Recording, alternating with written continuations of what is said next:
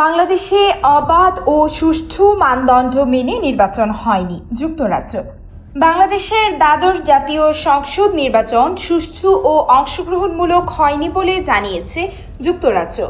সোমবার 8 জানুয়ারি যুক্তরাজ্যের পররাষ্ট্র মন্ত্রণালয় এক বিবৃতিতে বাংলাদেশের নির্বাচন নিয়ে এ মত প্রকাশ করে। বিবৃতিতে বলা হয়েছে, গণতান্ত্রিক নির্বাচন নির্ভর করে গ্রহণযোগ্য, অবাধ ও সুষ্ঠু প্রতিদ্বন্দ্বিতার উপর। মানবাধিকার, আইনের শাসন ও যথাযথ প্রক্রিয়ার প্রতি শ্রদ্ধা গণতান্ত্রিক প্রক্রিয়ার অপরিহার্য উপাদান। নির্বাচনের সময় এসব মানদণ্ড ধারাবাহিকভাবে মেনে চলা হয়নি।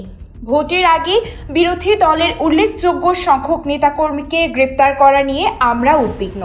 নির্বাচনের প্রচার চলাকালে সহিংসতা ও ভয়ভীতি দেখানোর কর্মকাণ্ডের নিন্দা জানিয়ে বিবৃতিতে বলা হয়েছে, রাজনীতিতে এ ধরনের কর্মকাণ্ডের কোনো স্থান নেই। সব দল নির্বাচনে অংশ নেয়নি, সে কারণে বাংলাদেশের মানুষের ভোট দেওয়ার যথেষ্ট বিকল্প ছিল না।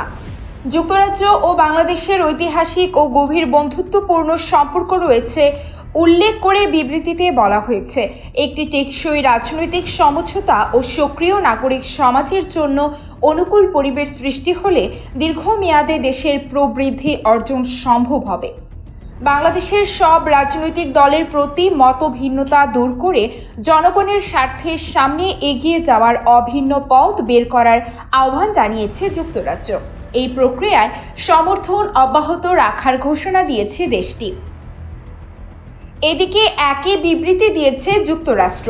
মঙ্গলবার 9 জানুয়ারি সকাল যুক্তরাষ্ট্রের বাংলাদেশ দূতাবাস এক্স হ্যান্ডেলে বিবৃতিতে জানায়, যুক্তরাষ্ট্র বাংলাদেশের জনগণ এবং গণতন্ত্র, শান্তিপূর্ণ সমাবেশের স্বাধীনতা এবং মত প্রকাশের স্বাধীনতার জন্য তাদের আকাঙ্ক্ষাকে সমর্থন করে। যুক্তরাষ্ট্র দেখেছে যে 7 জানুয়ারি 2024 সংসদ নির্বাচনে সংখ্যাগরিষ্ঠ আসন জিতেছে আওয়ামী লীগ। রাজনৈতিক বিরোধী দলের হাজার হাজার সদস্যের গ্রেপ্তার এবং নির্বাচনের দিন নানা অনিয়মের প্রতিবেদনে যুক্তরাষ্ট্র উদ্বিগ্ন। অন্যান্য পর্যবেক্ষকদের সাথে যুক্তরাষ্ট্র এই বিষয়ে অভিন্ন মতামত পোষণ করে যে এই নির্বাচন অবাধ বা সুষ্ঠু ছিল না এবং আমরা দুঃখিত যে সব দল এতে অংশগ্রহণ করেনি। বিবৃতিতে আরও বলা হয়, যুক্তরাষ্ট্র নির্বাচনের দিন এবং এর আগের মাসগুলোতে সংঘটিত সহিংসতার নিন্দা জানায়। আমরা বাংলাদেশ সরকারকে সহিংসতার প্রতিবেদন বিশ্বাসযোগ্যভাবে তদন্ত এবং অপরাধীদের জবাবদিহি করতে উৎসাহিত করি। আমরা সকল রাজনৈতিক দলকে সহিংসতা পরিহার করার আহ্বান জানাই।